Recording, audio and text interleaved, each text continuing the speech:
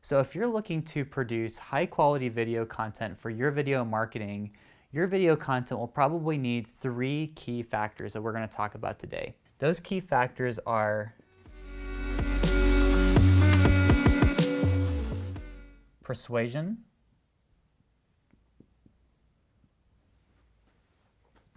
story, and creativity.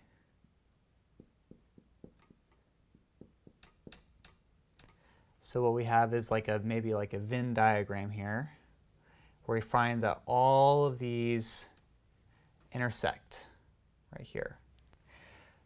So basically what I've found in my own career as a marketer has been that in order for me to create incredible video content,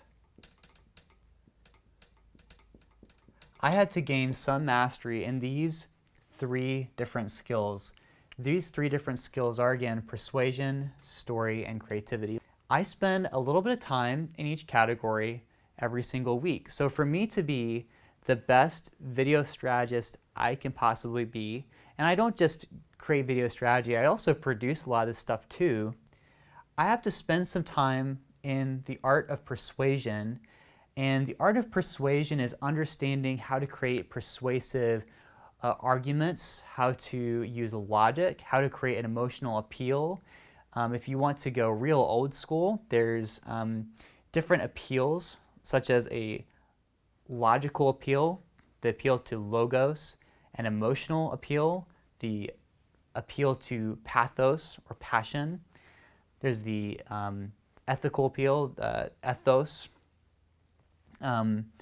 And other things to kind of take note in the persuasion is it's not just laying out good arguments or creating an enticing offer, it's understanding how to write and create really effective sales copy. So for those who want to get better at the persuasion side of things, I highly recommend reading Donald Miller's book, Building Your Story Brand. Building Your Story Brand will help you understand how to create really effective copy and how to write better scripts and things like that. And then we jump into another category, and I call this one creativity. So you might see a really cool ad on Facebook, but maybe the style is really cool. So maybe you're watching a fashion brand that's advertising a certain type of perfume, and you see a beautiful shot of the ocean in maybe Italy or Greece, and someone's swimming up to a coastline, and the sun sets behind them. It's super beautiful and pretty. Those kind of projects usually involve a lot more on the creative front. They're using creative music, creative editing styles and moods to create kind of a vibe. I would say that Nike probably pushes real hard into creativity to create a tone or a mood, because so much of Nike is communicated through nonverbals. They're not trying to make a persuasive argument. They're showing, not telling. So instead of telling you how cool people are who wear their shoes, they show you incredibly well-known athletes and people who have star appeal or influence, who are using their product, and then they're using really edgy creative editing techniques and styles and hiring talented creative directors to work on those kind of projects. Lastly, we have this other component called story. And I might dedicate a future episode just to this, but today I'm not going to go super into that. Another aspect of story, honestly, is, if you want to get good at telling good stories, read good stories, watch good movies, and dissect the way that they're using storytelling. Now, what was really cool for me is that when I figured out that these were the key components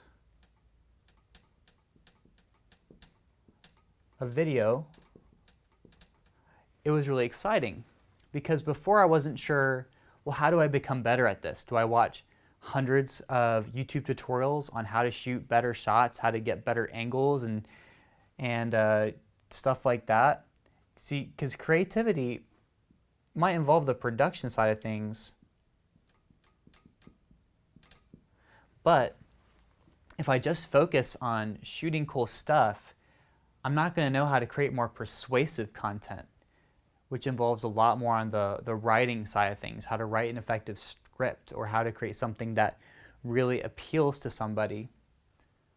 And on the flip side, if all I know is the creativity or the persuasion, but I don't understand the dynamics of powerful storytelling and myth, then persuasion and creativity, this is just not going to have depth and substance. There's a reason why people like William Shakespeare are known for their work, because the work touches on some deep fundamental truths about humanity that resonate with a huge audience in such a way it's timeless. So it's really important to anchor yourself in the works of the greats and not to neglect that kind of work too. And what I've found is that when you use each of these, it creates a flywheel. So what happens is, if you spend all your time here, you might find yourself burnt out, but you can always dip into these other areas for inspiration, for insight, for new ideas.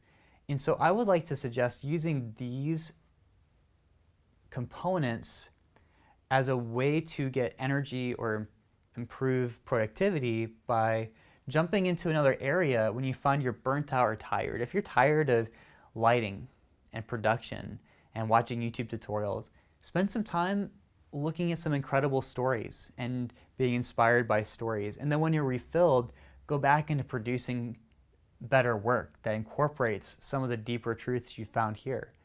Similarly, if you find that your work is not as persuasive as you want, step out and read a book on writing and how to write good copy, because good copy will help improve the creativity of your work too. They all sort of feed into each other. So these are I would say the key components of good storytelling, and I use these keys a lot when I'm coming up with video strategy. And that's it for today's episode. This is just an impromptu tips video. I look forward to seeing you again soon. Peace. Be sure to like and subscribe to our channel. And if you like what you hear, leave us a comment below.